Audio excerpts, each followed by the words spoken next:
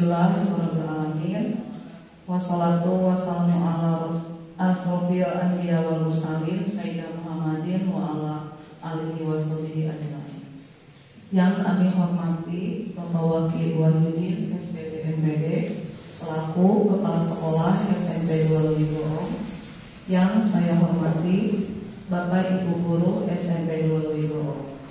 Pertama-tama, marilah kita panjatkan puji dan syukur kehadirat Allah Subhanahu wa Ta'ala yang telah memberikan rahmat serta hidayahnya sehingga kita bisa berkumpul dalam aula ini guna menghadiri acara diseminasi aksi nyata modul 1.4 budaya positif.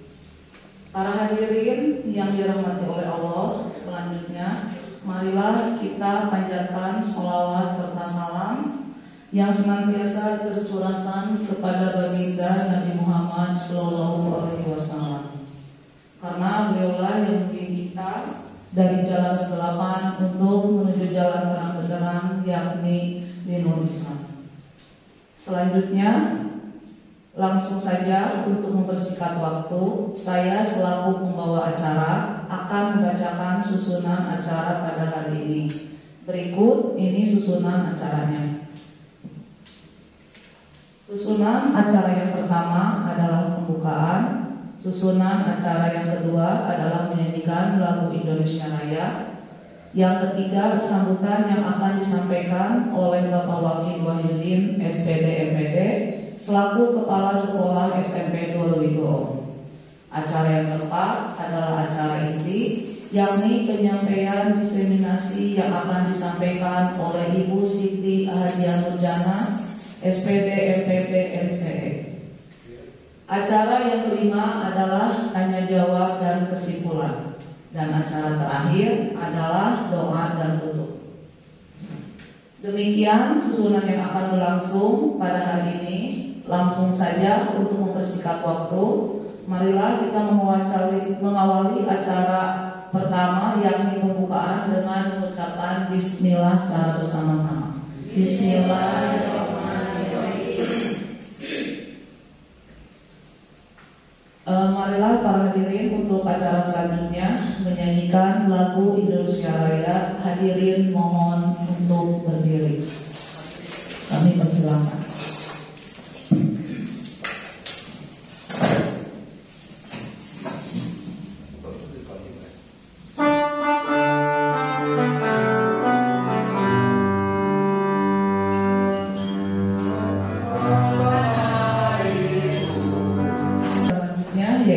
Sambutan dari Bapak Wakil Wahyudin SPD MPD selaku Kepala Sekolah SMP 2 Lewigorong. Kepada yang terhormat Bapak Kepala Sekolah dan tempat kami persilakan. Bismillahirrahmanirrahim.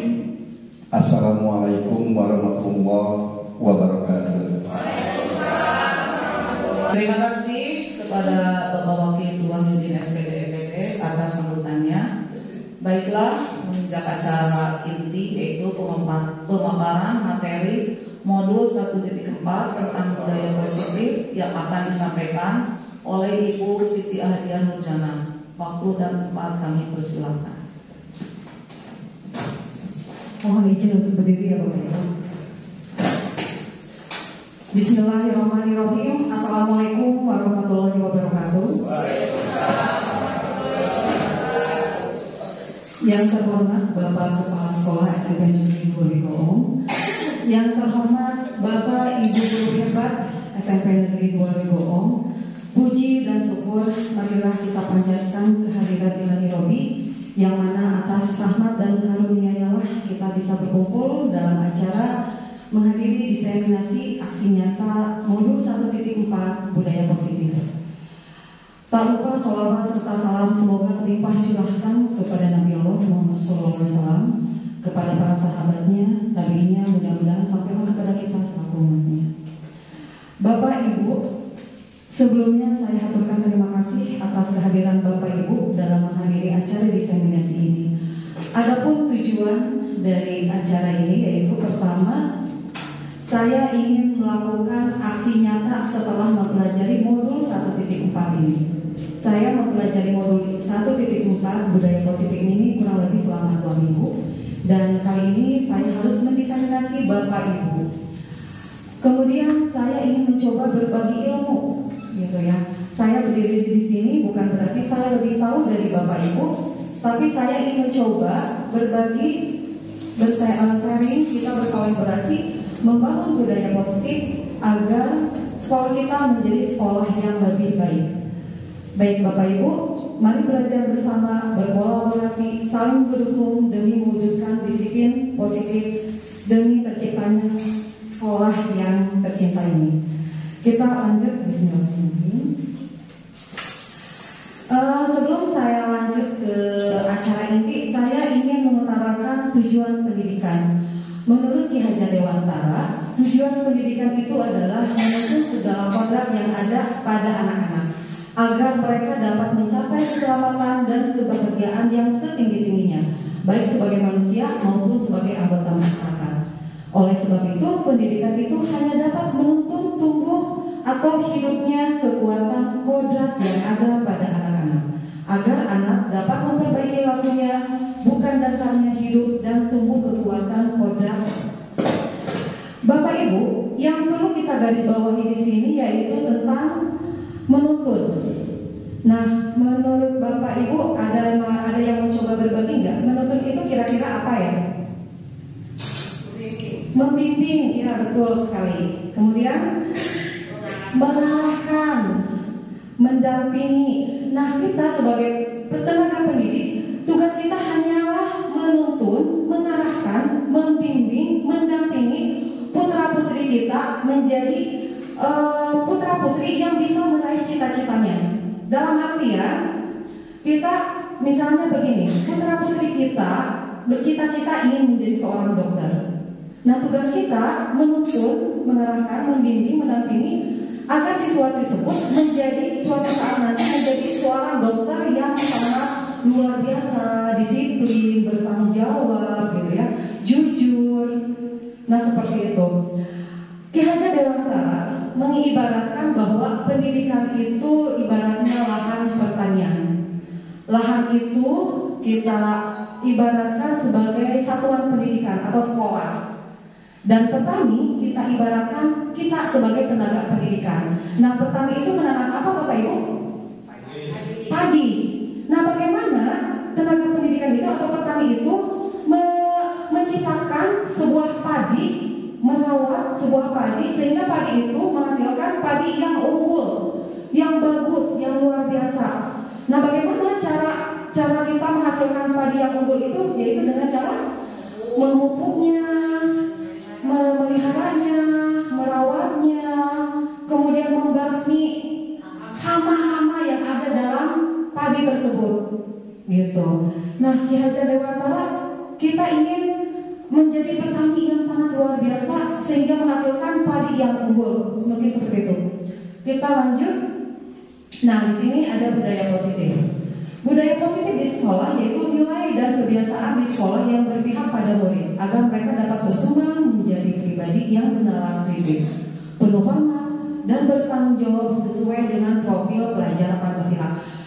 Saya ingin coba sharing di sekolah kita, apakah sudah mempunyai kebiasaan budaya positif, Bapak Ibu?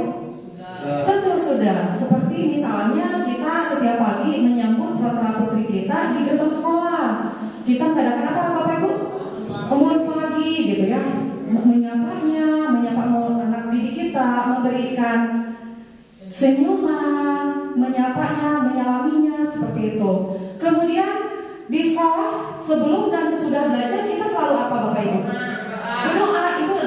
Berdoa itu adalah melakukan salah satunya budaya positif.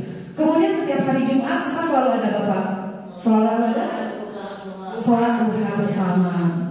Nah, alhamdulillah di sekolah kita sudah ada budaya positif. Tinggal bagaimana cara kita tetap selalu menjaganya, meningkatkannya supaya agar anak siswa kita berbudaya. Kita lanjut. Nah, ini kita ke acara inti. Di sini ada konsep utama modul budaya positif. Yang pertama yang akan kita bahas yaitu perubahan paradigma belajar. Kemudian disiplin positif. Yang ketiganya kebutuhan dasar kemudian ada motivasi perilaku manusia, restitusi, posisi kontrol guru, keyakinan kelas, dan segitiga restitusi. Nah, Bapak Ibu, kita lanjut ke pembahasan yang pertama, yaitu pembelajaran dengan paradigma baru. Pembelajaran dengan paradigma baru merupakan pembelajaran yang berorientasi pada penguatan kompetisi dan pengembangan karakter yang sesuai dengan nilai-nilai Pancasila. Bagaimana cara kita mendidik, mencetak agar peserta didik kita memiliki profil belajar Pancasila? Profil belajar Pancasila itu ada apa aja, Ibu? Bapak? Ada apa aja? Ya, nah, apa aja? Berkebinekaan global, ya, beriman, bertakwa kepada Tuhan Yang Maha Esa, dan berakhlak mulia, ya, mandiri, bernalar kritis, bergotong royong, gitu ya. Dan pembelajaran paradigma baru memastikan praktik pembelajaran yang berpusat pada murid, yang mana setiap murid belajar sesuai dengan kebutuhan dan tahap perkembangannya.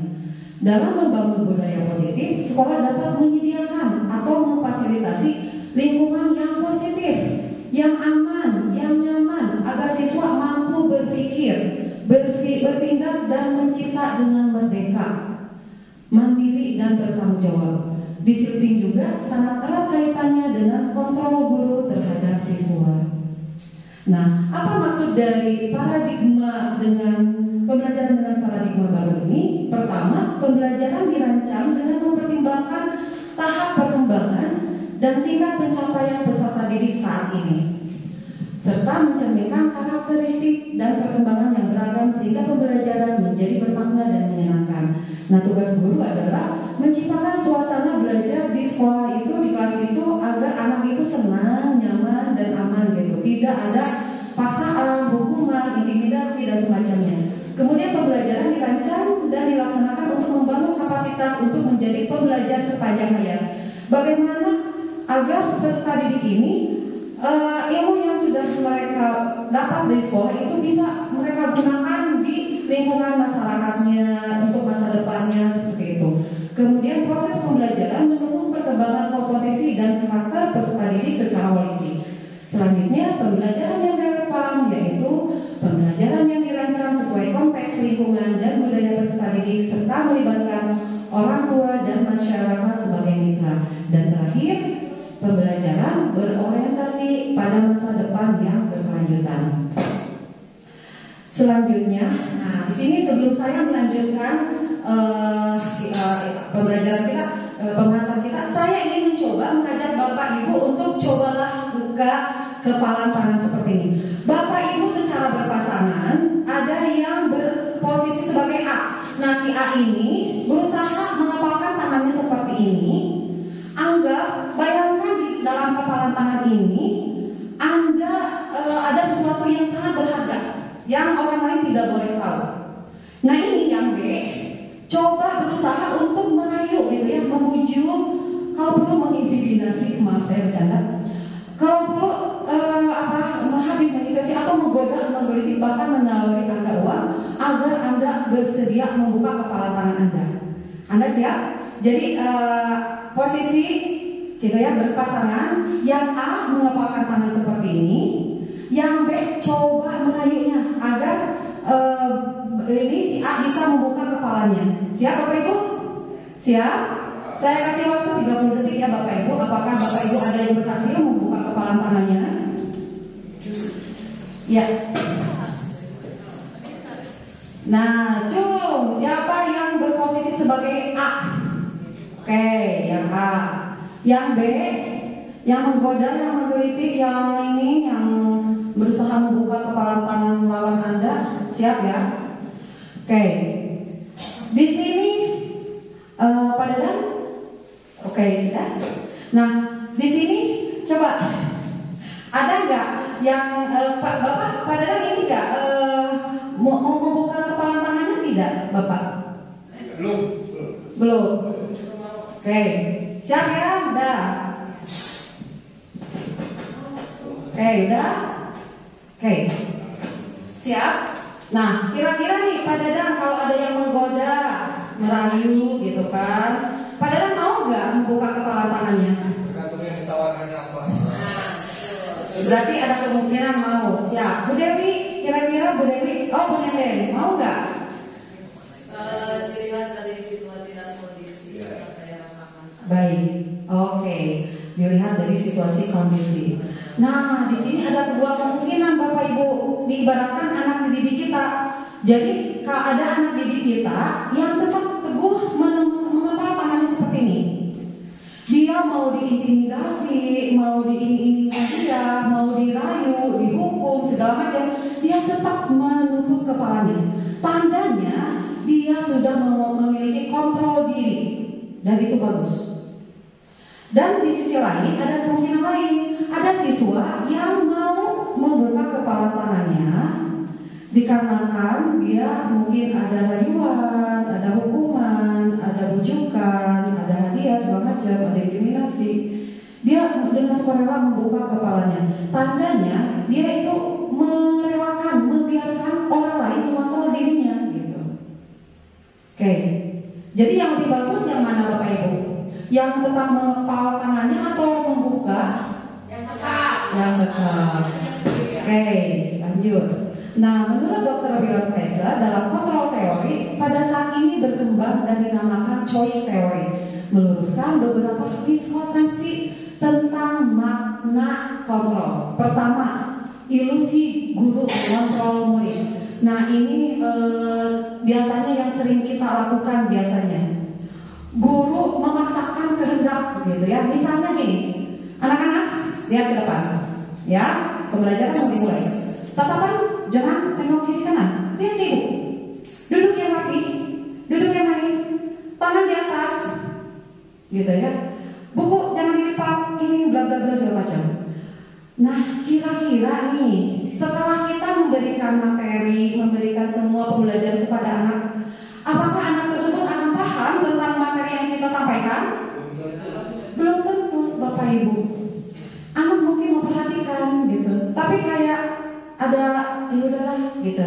Ada paksaan dari guru tersebut, dia belum mau belajar secara sadar, tapi guru gitu kan, kadang-kadang memaksakan. Akhirnya dia, ya udah, gitu. Dia melihat kita, tapi dia tidak bisa menyerap pembelajaran yang kita berikan. Mungkin itu ya Bapak Ibu yang sering kita lakukan di kelas. Kemudian yang kedua, ilusi bahwa semua penguatan positif, efektif dan bermanfaat. Misalnya kita selalu gini bilang, coba hal-hal positif misalnya, nah kamu rajin belajar ya, terus rajin belajar agar kamu cita-cita kamu tercapai. Nah sekolah yang rajin ya, agar kamu bisa sukses. Bagaimana segala macam. Itu bagus, itu udah positif. Tapi belum tentu bisa menguatkan karakter. Gitu. Kemudian yang ketiga adalah ilusi bahwa kritik dan membuat orang merasa bersalah dapat menguatkan karakter. Bapak Ibu, ini adalah yang biasa seperti selalu biasa saya lakukan terhadap anak saya, terhadap anak didik saya. Apa yang membuat si anak merasa bersalah? Contohnya seperti ini. Aduh nak, dari tadi loh, ibu udah capek-capek. Kamu kok gak seperti itu? Kamu gak sayang sama ibu? Kamu gak kasihan sama ibu? Itu salah satu contohnya. Atau misalnya, kamu kok sekolah begitu sih? Kamu gak kasihan sama orang tua kamu yang bekerja pontang-panting? Kamu mau jadi apa? Gitu. Itu anak itu kadang-kadang kalau kita diskusi seperti itu, kadang-kadang anak sampai apa? Meneteskan air mata, dan kita apa? Merasa apa? Senang gitu kan? Iya, anaknya berarti udah menyadari gitu. Feeling kita gitu kan? Anak merasa sadar gitu. Tapi jangan ini Bapak Ibu. Anak itu dia ada nangis, tapi nanti di hatinya itu nanti akan ada beban tersendiri. Anak itu dampaknya nanti akan menjadi anak yang sangat minder, pesimis, dan itu akan menjadi produk yang gagal. Anak yang nanti kurang berani, gak percaya diri, minderan, gitu, berputus asa. Itu dampak negatif kalau kita menyudutkan anak seolah anak itu merasa bersalah. Kemudian selanjutnya nomor 4, ilusi bahwa orang dewasa memiliki hak untuk memaksa. Contohnya seperti ini Bapak Ibu. Kita lihat ada 2 anak berantem nih. Si A dan si B berantem. Karena kita nggak mau pusing gitu, karena kita nggak mau repot, yaudah kalian baikan, salaman, kan itu pernah Bapak Ibu seperti itu? Pernah? Ya gitu, coba baikan. Nah, anak mungkin salaman di depan kita baikan, pelukan gitu. Tapi inti masalah dari berantem itu tidak terpecahkan. Akhirnya akan muncul lagi berantem, bertengkar lagi selanjutnya gitu. Jadi mungkin di depan kita anak itu sudah baikan gitu, tapi inti masalahnya itu tidak terpecahkan seperti itu. Baik, Bapak Ibu, yang kedua adalah disiplin positif. Nah, mungkin di benak ada yang mau coba sharing nggak? Disiplin itu apa ya Bapak Ibu? Disiplin itu kira-kira aturan, oke. Aturan ya. Biasanya kalau kita mendengar disiplin ada hubungannya dengan aturan. Mari kita lihat apa makna disiplin positif. Oke, makna disiplin berasal dari bahasa Latin disiplina yang berarti belajar. Kata disiplin dimaknai adanya ketersediaan untuk mengikuti aturan-aturan yang berlaku tanpa adanya tekanan dari luar, melainkan kepatuhan atas dasar kesadaran diri. Kita cenderung memaknainya ketidaknyamanan. Kenapa ketidaknyamanan? Karena biasanya kita mengoneksikannya dengan aturan gitu. Jadi anak itu kenapa tidak nyaman? Karena ada keterpaksaan, karena ada dorongan, masih ada dorongan dari luar, bukan ada dorongan dari diri sendiri gitu. Akhirnya anak merasa dirinya tidak nyaman gitu. Selanjutnya, nah bagaimana kita sebagai tenaga pendidik? Nah, kita sebagai pendidik ada tujuan kita adalah menciptakan anak-anak yang memiliki disiplin diri, sehingga mereka bisa berperilaku dengan mengacu pada nilai-nilai kebajikan universal, memiliki motivasi intrinsik bukan ekstrinsik. Apa itu motivasi intrinsik? Yaitu tadi seperti saya sudah ungkapkan dari awal, anak mempunyai kesadaran dari diri sendiri, gitu. Tidak ada dari dorongan dari luar. Anak sudah sadar. Misalnya gini, ada anak yang lihat sampah gitu, lihat sampah di lorong sekolah. Anak yang sudah memiliki disiplin intrinsik, dia tanpa disuruh oleh guru, itu pungut sampah, dia langsung gak ada siapapun, dia sadar memungut sampahnya, lalu membuang ke tempat sampah. Itu dorongan intrinsik. Beda dengan ekstrinsik. Kalau ekstrinsik itu masih dipantau, disuruh oleh orang lain, oleh orang luar. Lanjut, nah bagaimana dengan disiplin positif? Nah, disiplin positif merupakan salah satu cara penerapan disiplin yang bertujuan untuk menumbuhkan kesadaran serta memberdayakan anak untuk melakukan sesuatu tanpa sorokan, ancaman maupun hukuman. Yang akan kita bahas nanti adalah namanya ketiga restitusi. Kita lanjut, Bapak Ibu. Nah, di sini ada yang ketiga, kebutuhan dasar manusia. Kebutuhan dasar manusia itu pertama adalah bertahan hidup. Bertahan hidup ada hubungannya dengan fisiologi seperti sandang, pangan, dan papan gitu. Jadi anak didik kita itu, siswa-siswi kita ini butuh bertahan hidup, sandang, pangan, papan. Misalnya Ibu Sri lagi di kelas, ada Wandi kan selalu dingin gitu kan perutnya. Sama Bu Sri ditanya, Wandi, kamu kenapa? Saya belum sarapan. Berarti anak tersebut butuh apa? Butuh makan gitu. Gak bisa anak yang lagi lapar belum sarapan kita jejeli dengan materi gitu. Insya Allah materi gak akan masuk. Jadi anak itu butuh makan. Bagaimana? Nah, misalnya orang tuanya itu tidak ngasih bekal gitu ya. Sama gitu kan. Bu Trisna selalu bawa bekal makanan tuh setiap hari, bawa nasi goreng gitu. Bu Trisna udah tahu tuh mana siswa yang sudah sarapan, mana yang belum sarapan. Hebat beliau. Selalu ketahui kebutuhan dasar peserta didiknya. Kita lanjut nomor selanjutnya, yaitu anak didik kita itu butuh kasih sayang dan rasa diterima. Nah, makanan ke siswa itu adalah bentuk rasa kasih sayang gitu. Nah, anak itu butuh seperti itu, butuh pengakuan gitu. Oke, lanjut ke nomor 3 yaitu penguasaan. Setiap anak pada dasarnya itu ingin menjadi seorang pemimpin. Setiap anak pasti ingin menjadi sebagai seorang pemimpin. Artinya anak tersebut, siswa-siswi kita itu butuh penguasaan. Jadi kalau misalnya ada anak yang misalnya nggak bisa minum gitu kan, kita suruh dia menjadi seorang pemimpin kelas, dia itu merasa dirinya bangga, terakui. Seperti itu ya Bapak Ibu. Jangan ada anak yang menolak kan, oh saya ini pemimpin, oh saya ini diakui. Itu ada rasa kebanggaan pada anak tersebut sehingga motivasi untuk belajarnya itu bisa meningkat. Lanjut, kemudian yang keempat adalah kebebasan. Kebebasan di sini bukan dalam artian sebebas-bebasnya tanpa kontrol. Artinya di sini siswa-siswi itu butuh kebebasan berpendapat, kebebasan apa lagi Bapak Ibu? Ya, pokok kenapa? Iya gitu. Butuh happy. Anak itu bebas berpendapat gitu ya. Oke. Lanjut, kemudian yang selanjutnya kesenangan.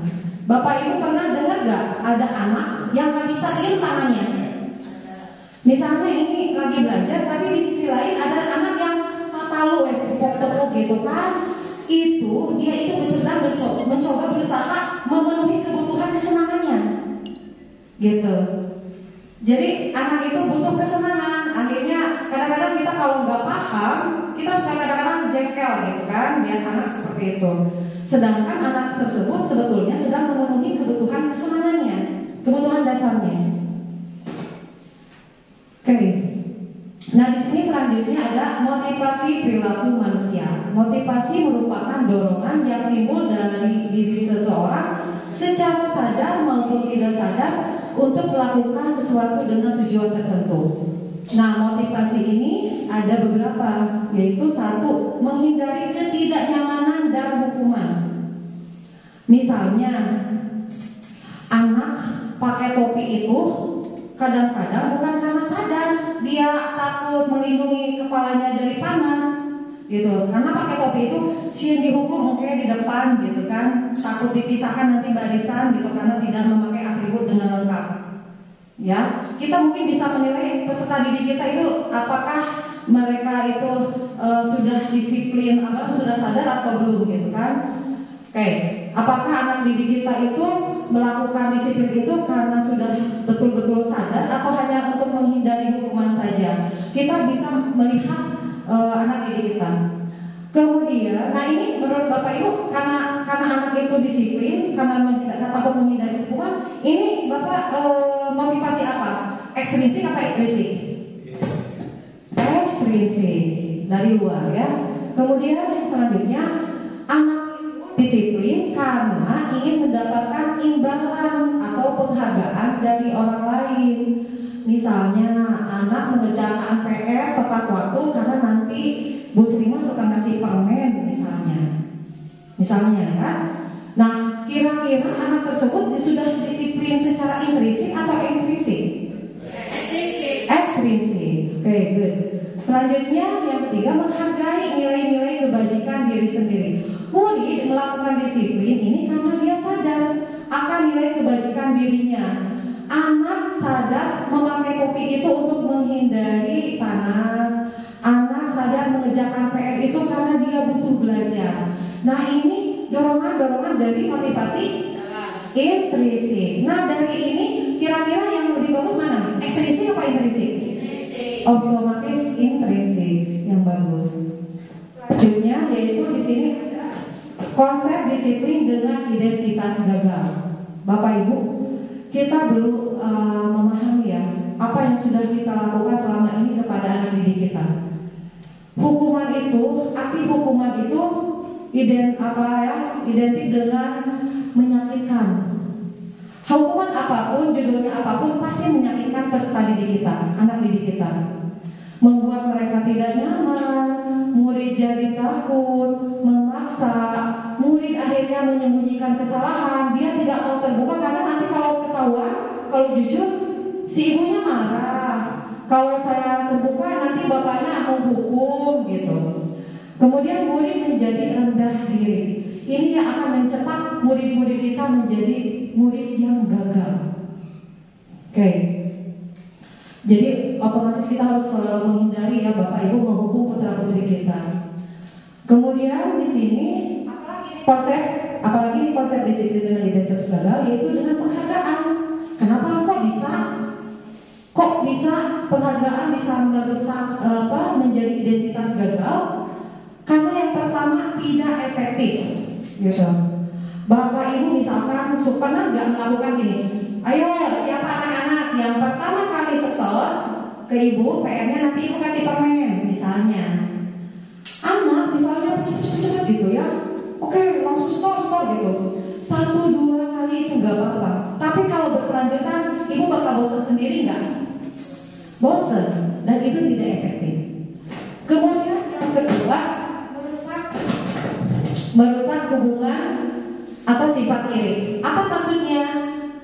Memberikan penghargaan itu membuat iri. Misalnya gini, kita di kelas nih, si A nilainya sama-sama 90, misalnya ini 90. Tapi ibu maaf ya nak, hadiahnya buat si ini ya, karena kamu agak lambat 1 detik misalnya. Nah ini anak yang satu lagi, dia akan merasa jealous gitu. Bu, kok saya juga sama nilainya segini, kok saya nggak dikasih? Nah itu akan timbul rasa iri antar sesama peserta didik gitu. Selanjutnya mematikan kreativitas. Maksudnya misalnya gini, anak membuat video, misalnya ada tugas, ayo nak, tugas sekarang yaitu narrative text dengan mengumpulkan video ya, misalnya. Oke, ada anak mengumpulkan tugasnya. Saya kasih nilai besar anak itu. Wow, kamu luar biasa ya videonya. Ibu kasih 90 ya nak, misalnya. Kata anak itu, saya ngerjain gini aja 90. Ya udah, nanti mah biasa gini juga, nilainya 90. Saya nggak usah mikir-mikir lagi, saya nggak usah berpikir lagi, saya nggak usah berkreatif lagi. Nah itu yang penghargaan yang mematikan kreativitas anak, seperti itu. Kemudian yang selanjutnya menghukum dengan sistem ranking. Alhamdulillah ya Bapak Ibu, sudah 2-3 tahun ini kita menghilangkan sistem ranking di raport kita. Gitu. Di raport kita sudah tidak mencantumkan ranking lagi. Kenapa ini membentuk jadi identitas gagal? Anak yang di bawah, rankingnya di bawah akan merasa dia dihukum.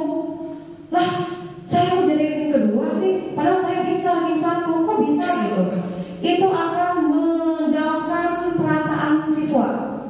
Apalagi nanti ketemu dengan orang tuanya, Bapak, Ibu, putra Bapak ini rankingnya begini gitu. Itu akan menjatuhkan harga diri orang tua.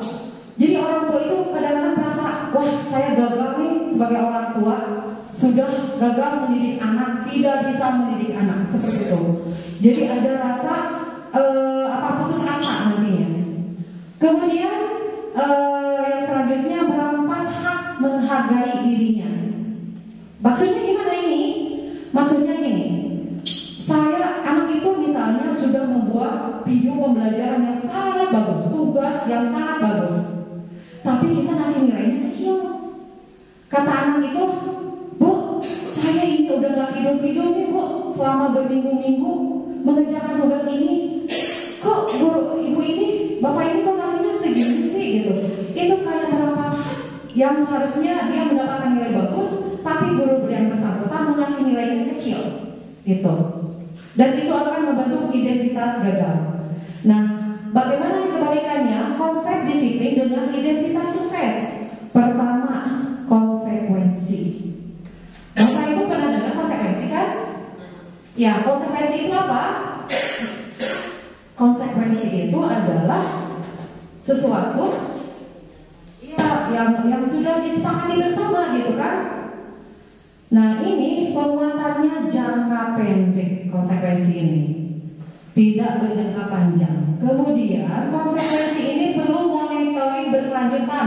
Misalnya ada anak nih, ada siswa di kelas yang beberapa kali tidak mengerjakan PR.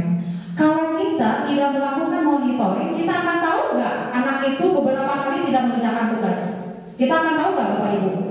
Kalau kita tidak melakukan monitoring, tidak melakukan pendataan sebelumnya, tidak akan tahu. Tapi kalau kita misalnya memonitoring, oh kamu ya minggu kemarin tidak mengerjakan tugas, hari ini tidak mengerjakan tugas lagi. Ibu kasih kesempatan lagi ya sama kamu ya Nak ya, satu kesempatan lagi. Kira-kira minggu depan kamu bakal menjadi tugas atau tidak? Nah itu monitoring Bapak Ibu. Kemudian ada stimulus respon. Kemudian ada murid menghormati peraturan. Artinya kalau kita ini ada kesepakatan sebelumnya bersama siswa, jadi konsekuensi ini adalah aturan yang dibuat bersama siswa, antara siswa dan guru. Nah, kalau kamu tidak mengerjakan tugas secara 3 kali berturut-turut, konsekuensinya berarti nanti istirahat, kamu ngerjain tugasnya. Jadi teman-teman kamu istirahat, kamu diam di kelas, kerjakan tugasnya. Nah, itu seperti itu konsekuensi. Dan ini akan berakibat kehilangan waktu untuk merenungi kesalahan. Jadi siswa itu nanti akan terenggut waktunya karena mengerjakan tugas atau melakukan konsekuensi yang sudah disepakati bersama. Selanjutnya, konsep disiplin dengan identitas sukses yaitu restitusi. Nanti akan kita bahas apa sih restitusi gitu. Nah, restitusi adalah cirinya murid bertanggung jawab atas perilakunya. Kemudian fokus pada pemecahan masalah jangka panjang. Selanjutnya murid lebih menghormati dirinya dan orang lain. Ada teori kontrol dari murid yang A. Dia yang kekeh, teguh, tetap memegang kepala tangannya. Itu yang anak sudah bisa mengontrol dirinya sendiri. Kemudian murid bersemangat memperbaiki kesalahan. Artinya begini Bapak Ibu, restitusi. Jadi kalau anak berbuat salah, misalnya ada anak tadi tidak mengerjakan PR, tidak mengerjakan tugas, anak tidak langsung dihukum, tapi anak ditanya dulu, kenapa kamu tidak bisa sampai tidak bisa mengerjakan PR gitu. Apa yang akan kamu lakukan untuk memperbaiki masalah ini gitu. Dan selanjutnya, nanti kita lihat ya contoh restitusi yang sudah saya lakukan di sekolah ini. Kita lanjut. Oke, pendekatan restitusi. Nah, di sini restitusi adalah sebuah cara menanamkan disiplin positif pada murid. Pengertian restitusi adalah proses menciptakan kondisi bagi murid untuk memperbaiki kesalahan mereka sehingga mereka bisa kembali pada kelompok dengan karakter yang lebih kuat. Itu menurut Gosen tahun 2004. Selanjutnya, restitusi adalah proses kolaboratif yang mengajarkan murid untuk mencari solusi dari sebuah masalah dan membantu murid berpikir tentang orang seperti apa yang mereka inginkan dan bagaimana mereka harus memperlakukan orang lain. Ini menurut Selson Gosen tahun 1996. Dan yang terakhir adalah restitusi membantu memiliki tujuan disiplin positif dan memulihkan dirinya setelah berbuat salah. Oke. Nah, ciri-ciri restitusi yaitu yang pertama, restitusi bukan untuk menebus kesalahan, namun bagaimana memaknai kesalahan sebagai suatu pembelajaran. Misalnya, ada anak lagi main bola, saking kencengnya main bola, dia sampai memecahkan kaca jendela yang ada di kelas sebelah lapangan. Nah, kalau misalnya anak ini tidak dituntut untuk mengganti kerugian terhadap kaca yang pecah, tapi mereka diajak diskusi supaya lain kali main bolanya harus lebih hati-hati seperti itu. Oke, selanjutnya restitusi memperbaiki hubungan. Kemudian restitusi adalah tawaran, bukan Artinya anak-anak diajak diskusi, nggak misalnya, kamu kan nggak ngerjakan PR ya, yaudah keluar. Kamu lupa ya nggak bawa bukunya, silakan berdiri di kelas. Bukan seperti itu, tapi mereka ditawarkan, "Hei nak, kamu kan lupa ya nggak bawa bukunya. Kira-kira biar kamu belajar terus di sini, kira-kira kamu mau seperti apa? Kamu akan ngelakuin apa?" Mungkin anak itu akan berpikir nantinya. Anak di restitusi ini, anak diajak berpikir. Oh, jawaban anak-anak mungkin beda-beda. Bu, boleh saya menulisnya di kertas dulu? Nah, anak akan apa? Ada yang seperti itu kan Bapak Ibu? Jadi anak memberikan pendapatnya gitu. Oke, selanjutnya restitusi menuntun untuk melihat ke dalam diri. Selanjutnya lagi, restitusi mencari kebutuhan dasar yang mendasar tindakan. Seperti tadi kebutuhan dasar manusia tadi ada berapa Bu? Ada 5 ya tadi kebutuhan. Tadi bertahan hidup. Nah gitu. Jadi anak itu ya itu tadi nyambung ya ke kebutuhan dasar manusia. Butuh kasih sayang. Siswa itu butuh penguasaan. Butuh apa lagi? Kebebasan dan kebutuhan kesenangan. Lanjut, restitusi menguatkan pada fokus pada solusi. Jadi tidak menyudutkan anak, kamu mah gini-gini aja, salah nih gitu. Tapi bagaimana anak tersebut bisa memecahkan masalahnya seperti itu. Oke, selanjutnya restitusi adalah cara yang paling terbaik. Dan restitusi fokus pada karakter, bukan tindakan. Dan terakhir, restitusi mengembalikan siswa yang berbuat salah pada kelompoknya.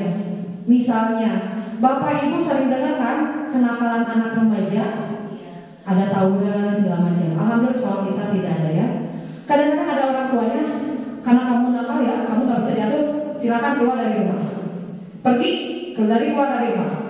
Anak yang sudah sebetulnya anak itu butuh gitu ya, butuh sesuatu, tapi karena orang tuanya mengusir, otomatis orang tuanya itu tidak bisa menyelesaikan masalah gitu, tidak bisa mengajak ngobrol, apa pengennya, bagaimana solusinya gitu. Nah ini seharusnya siswa itu dikembalikan kepada kelompoknya, ke keluarganya, ke lingkungannya, agar dia sadar tentang masalahnya dan bisa memperbaiki diri. Seperti itu. Oke. Selanjutnya, nah kita coba perbandingkan Bu. Apa perbandingan hukuman, konsekuensi, dan restitusi? Kita bisa dilihat dari sini. Kalau hukuman kita sering dengar ya, kamu nggak ngerjain tugas ya, ayo push up, gitu kan? Kamu telat ya 5 menit, keliling lapangan 10 kali lipat, gitu. Menurut Bapak Ibu, ada relevansinya nggak? Dia nggak bawa atau dia telat sekolah, jadi dihukumnya dari lari lapangan. Ada relevansinya nggak? Tidak. Ada manfaatnya nggak buat anak? Tentu tidak, gitu ya. Jadi nggak ada relevansinya, nggak ada hubungannya. Nah, konsekuensi. Kalau konsekuensi sudah dibicarakan, didiskusikan. Nah, nanti kalau kamu telat lambat ke sekolah beberapa kali, konsekuensinya sudah tahu ya, gitu. Kamu nanti gak boleh istirahat. Nanti pas jam istirahat kamu harus belajar sendiri, mengikuti, mengejar ketinggalan belajar kamu ya. Itu konsekuensi. Kayaknya halus sih bahasanya, tapi buat nyaman siswa enggak? Tidak, tetap ada siswa kayak gak nyaman gitu. Nah ini restitusi. Guru menanyakan keyakinan kelas atau dirinya dan membantu siswa menyelesaikan masalahnya. Jadi kalau misalnya restitusi nggak langsung terpoin, kamu keluar, kamu lari, kamu nanti istirahat nggak boleh istirahat. Nggak seperti itu restitusi. Tapi kalau restitusi tanya dulu, kamu kenapa terlambat? Apa yang membuat kamu terlambat? Gitu. Jadi dicari inti masalahnya, dikorek-korek sampai ketemu masalahnya. Oh terlambatnya karena dia tidurnya larut malam gitu. Kenapa tidurnya larut malam? Oh karena main game gitu. Oh berarti penyebabnya ini main game. Anak sampai bangun terlambat, sampai anak akhirnya kesiangan sekolah. Nah solusinya berarti berapa? Diskusi sama anak. Oh, mengurangi jam main game. Kita lanjut. Nah, di sini ada 5 posisi kontrol restitusi. Bapak Ibu, di sini ada 5 posisi kontrol. Kita bisa menebak di manakah posisi kita, ada di mana? Pertama ada penghukum. Mudah-mudahan Bapak Ibu bukan sebagai posisi penghukum. Yang kedua, pembuat merasa bersalah. Gitu ya. Kalau penghukum tadi pengennya menghukum siswa gitu. Nah ini kalau pembuat merasa bersalah, pengennya itu membuat siswa menangis gitu, terpuruk gitu, merasa bersalah gitu, kayak wah kamu mah gini aja, kamu gak kasihan ya gitu sama orang tua yang sudah ini. Anak itu kadang-kadang tersentuh gitu, sampai menangis gitu, merasa dirinya buruk, merasa dirinya berbuat yang sangat berdosa gitu. Nah ini pembuat merasa bersalah. Selanjutnya, nah ini teman gitu. Kalau teman, gimana posisi kita sebagai teman? Pernah nggak Bapak Ibu ini? Ayolah, Andres, kerjain PR-nya. Nanti Ibu dimarahin loh sama Bapak Kepala Sekolah. Biar kamu gak kerjain PR. Pernah nggak Bapak Ibu memposisikan diri sebagai teman? Pernah sekali-kali gitu ya, sesuai gimana situasi. Oke, nggak apa-apa, bagus. Lanjut. Nah, di sini ada pemantau. Kalau pemantau, anak di kita punya catatan referensi. Oh, ini catatan jurnal sendiri. Anak ini orangnya gaya belajarnya seperti apa? Ini audio, kinestetik, audio visual seperti. Jadi kita bisa memposisikan diri. Oh, nanti kalau belajar mengajar ke anak ini harus seperti ini. Karena kita mempunyai data-data tentang siswa. Oke.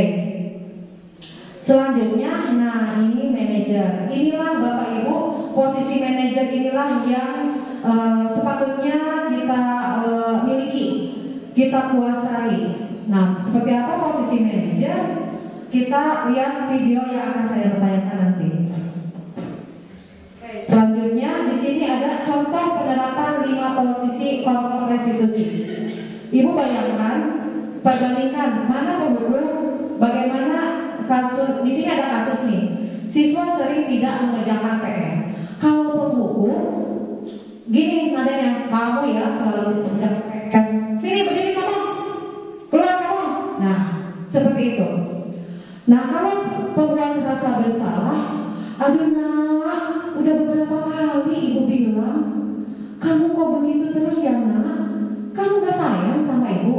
Kamu gak sayang sama orang tuamu yang pantang-panting ngerjain pekerjaannya berat, sekarang biarin kamunya seperti ini. Nah, seperti itu ya, kalau pembuat merasa bersalah. Nah, kalau teman, posisinya gini, ayolah kerjakan PR-nya, nanti ibu dimarahin loh. Kamu pasti bisa dong. Nah, itu posisi sebagai teman. Selanjutnya kalau pemantau, sini ya nak, ibu lihat catatan, kamu sudah beberapa kali melanggar. Nah, kira-kira apa peraturan konsekuensinya? Kira-kira kamu ngapain? Nah, ini posisi pemantau. Selanjutnya, kalau manajer nih, manajer lebih luas. Apa kamu tahu kesalahan kamu? Jadi si guru itu, tenaga pendidik itu tidak langsung menyudutkan siswa, tapi dia mengajak siswa untuk berdiskusi, supaya siswa itu sadar atas kesalahannya, menyadari kekeliruannya. Oh bu, saya tidak mengerjakan PR. Terus kira-kira bagaimana kamu akan menyelesaikan masalahmu? Oh, nah kira-kira kalau anak diajak ngobrol seperti ini, enak gak Bapak Ibu? Enak. Anak-anak merasa dihargai, gitu, berasa diakui. Oke, kita lanjut Bapak Ibu ke keyakinan kelas. Di sini, mengapa keyakinan kelas? Mengapa tidak peraturan saja? Kenapa harus keyakinan sih? Nah, menurut dosen tahun 1998, suatu keyakinan akan lebih memotivasi seseorang dari dalam atau intrinsik, atau memotivasi secara intrinsik. Seseorang akan lebih tergerak dan bersemangat untuk menjalankan keyakinannya daripada hanya sekedar mengikuti serangkaian peraturan. Kemudian keyakinan kelas bersifat lebih abstrak daripada peraturan yang lebih rinci dan konkret. Keyakinan kelas berupa pernyataan universal. Pernyataan universal itu seperti apa? Kita nanti lihat contohnya ya Bapak Ibu. Pernyataan keyakinan kelas senantiasa dibuat dalam bentuk positif. Sebaiknya dibuat oleh semua warga kelas. Jadi keyakinan kelas ini saya sudah mencoba mempraktekkan Bapak Ibu mengawali semester 2 ini. Saya kemarin mencoba beberapa kelas berdiskusi dengan anak-anak didik saya dalam pelajaran bahasa Inggris, menanyakan keyakinan kelas yang mereka inginkan ketika belajar bahasa Inggris, dan hasilnya sangat memuaskan seperti ini. Nanti saya lihatkan ya, saya perhatikan foto-fotonya selainnya seperti ini. Ini adalah keyakinan kelas yang sudah dibuat ketika sedang ada pelajaran bahasa Inggris. Selanjutnya, nah di sini ada kegiatan membuat keyakinan kelas mata pelajaran bahasa Inggris. Pertama, diskusi dulu tentang peraturan. Kira-kira anak maunya apa? Hei anak-anak, nanti selama pembelajaran bahasa Inggris, kalian kira-kira mau apa ya? Ada anak langsung, Bu, gak boleh ada yang berisik misalnya. Bu, gak boleh yang ngomong. Bu, kalau bisa ada ini setiap hari tambah kosakata. Itu dari anak. Bu, kelasnya harus bersih. Bu, ngerjain PR-nya nanti kalau mengulang tugas tepat waktu. Itu anak-anak. Jadi kalau bisa nanti Bapak Ibu nanti akan Bapak Ibu nanti masuk ke kelas masing-masing, nanti coba diskusikan bersama anak didik Ibu. Nanti kira-kira kalau mau belajar IPA bersama saya, kalian mau seperti apa? Tanya keyakinan dulu, anak-anak mau seperti apa. Jadi jangan asal masuk ke kelas ngasih materi seperti dijelin anak dengan materi, itu anak merasa kok seperti ini ya. Jadi kalau anak diajak bicara, diajak dengan keyakinan kelas, anak-anaknya akan sadar, suatu saat akan sadar. Oh, kalau ngerjain PR kan saya yang buat. Kalau PR itu harus dikerjakan tepat waktu. Jadi nanti anak akan sadar sendiri bahwa ada keyakinan yang harus mereka perbuat, yang harus mereka laksanakan. Nah, ini ada merumuskan peraturan menjadi keyakinan kelas, menempelkan keyakinan di kelas. Nanti keyakinan kelas ini akan saya tempelkan di dinding kelas masing-masing, gitu ya. Ini keyakinan kelasnya. Lanjut, kita nih seperti ini keyakinan kelasnya.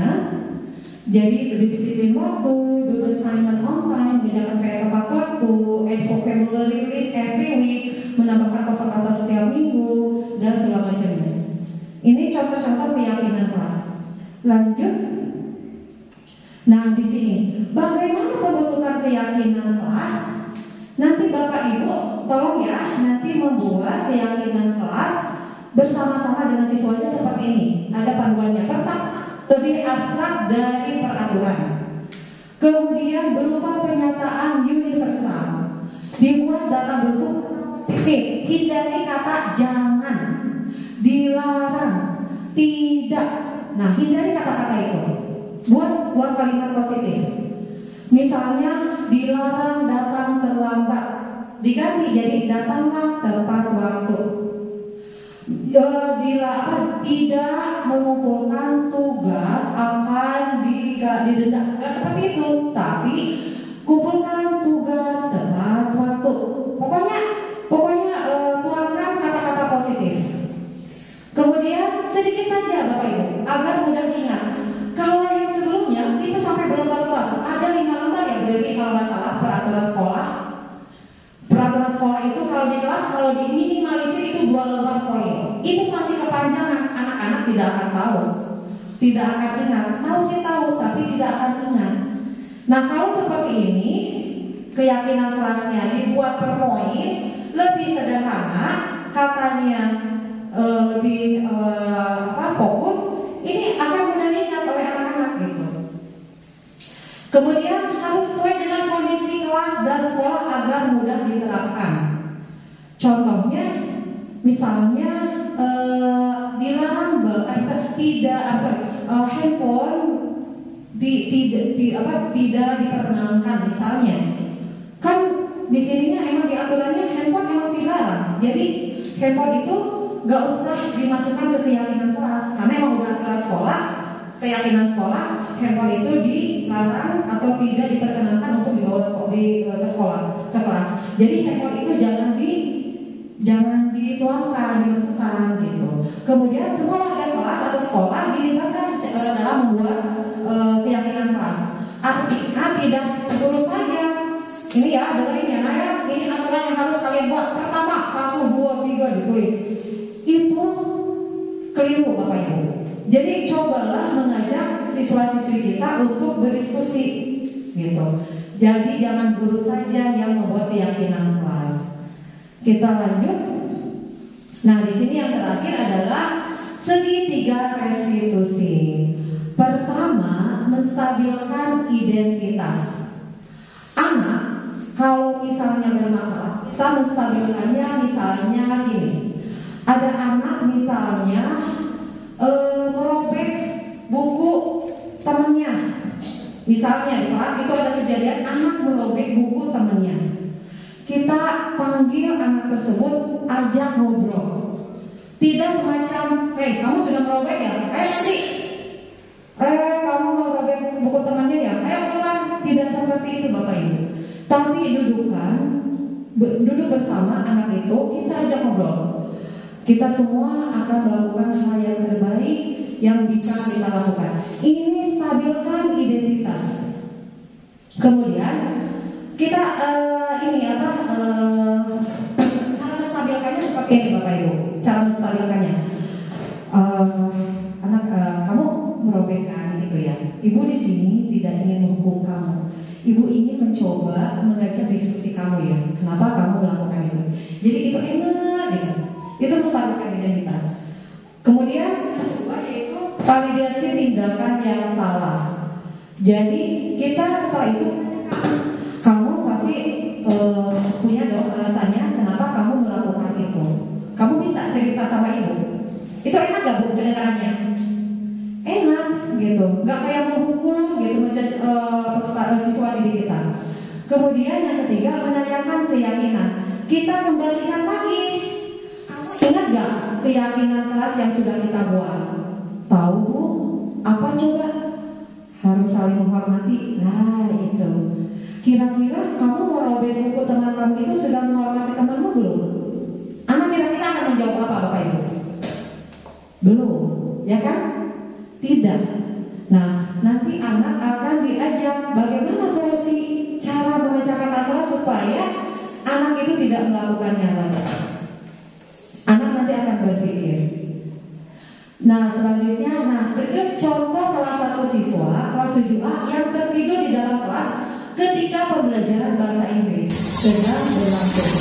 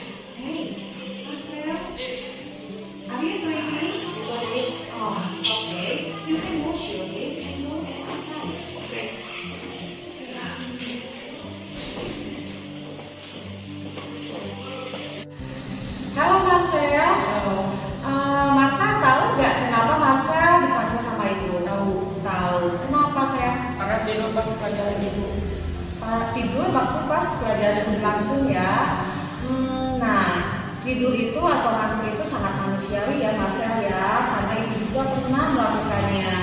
Ibu ingin tahu nih alasan Marcel, kenapa Marcel sampai ketiduran waktu jam pelajaran itu tadi? Begadang. Kenapa begadang? Main game. Berapa lama main game? 6 jam. Sampai Marcel itu tidur jam berapa? Sampai jam 1 malam. Marcel main game terlalu lama itu orang tua marah tidak? Marah, tentu saja ya, karena main game terlalu lama itu tidak baik ya. Kira-kira nih Marcel, tidur di kelas itu baik tidak pada Marcel? Tidak. Di sini ibu tidak ingin menghukum Marcel karena tadi Marcel sudah tidur di kelas.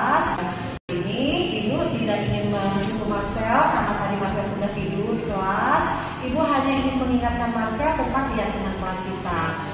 Kira-kira Marcel masih ingat gak tentang keyakinan kelas kita? Apa coba? Disiplin, tanggung jawab, saling menghormati. Kira-kira Marcel tidur di kelas itu sudah bertanggung jawab gak? Sudah disiplin tidak? Tidak nih. Marcel mau gak memperbaiki masalah ini? Mau. Kira-kira apa yang akan Marcel lakukan supaya tidak ngantuk lagi, tidur lagi di kelas? Tidak begadang, kemudian tidak main game terlalu lama, kemudian tepat waktu tidur. Tidurnya tepat waktu. Marcel mau melakukannya? Mau. Siap. Mau sejak kapan Marcel mau melakukannya? Sekarang. Mau mulai saat ini ya? Siap ya? Siap. Janji. Oke, good.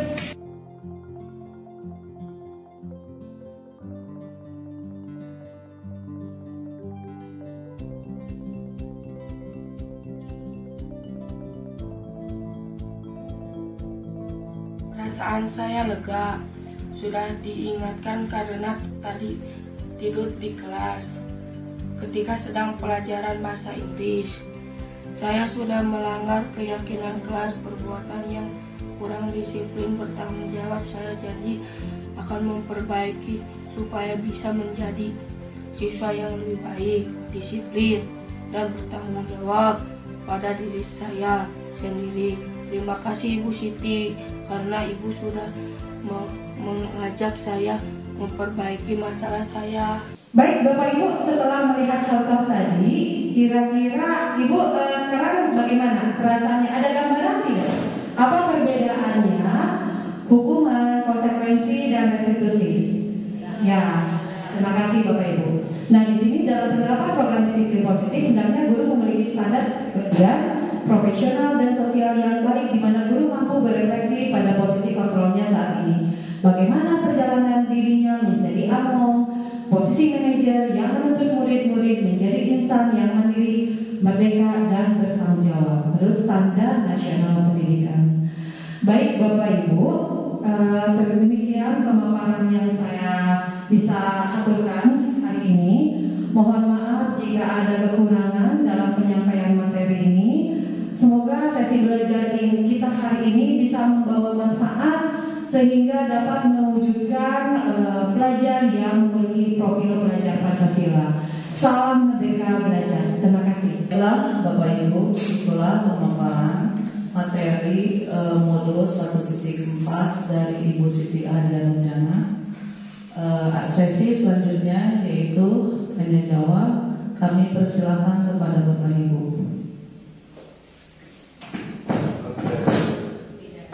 Dewi untuk mengajukan sebuah pertanyaan.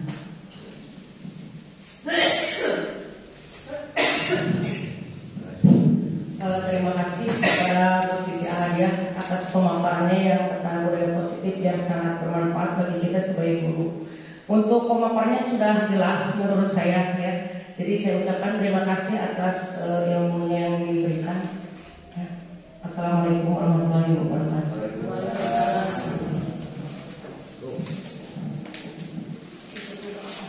Bapak Ibu, acara telah selesai. Marilah kita bersama-sama mengucapkan hamdalah secara bersama-sama. Saya atas nama MC dan juga perwakilan dari Pak, terima kasih yang sebesar-besarnya dan berlimpah daya. Wassalamualaikum warahmatullahi wabarakatuh.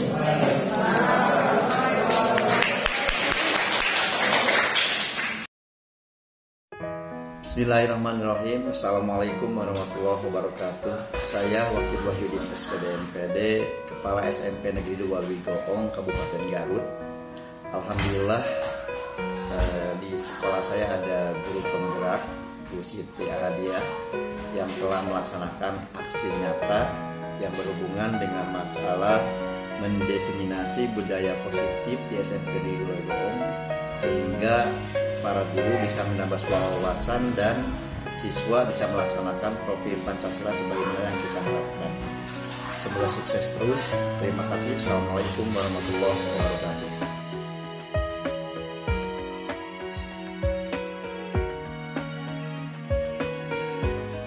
Bismillahirrahmanirrahim. Assalamualaikum warahmatullahi wabarakatuh. Perkenalkan, nama saya Neden Kurniawati, teman sejawat dari Ibu Siti Ahadiah di SMP 2 Wigoong. Setelah menyimak pemaparan Ibu Siti tentang budaya positif, alhamdulillah saya menjadi lebih paham apa itu paradigma baru, disiplin positif, kebutuhan dasar manusia, motivasi perilaku manusia yang sangat diharapkan murid. Kita memiliki motivasi intrinsik, posisi kontrol guru, diharapkan kita memposisikan diri sebagai kontrol manager, keyakinan kelas, dan segitiga restitusi yang mengajarkan proses kolaboratif murid untuk mencari solusi dan suatu masalah, dan membantu murid berpikir tentang orang seperti apa yang mereka inginkan.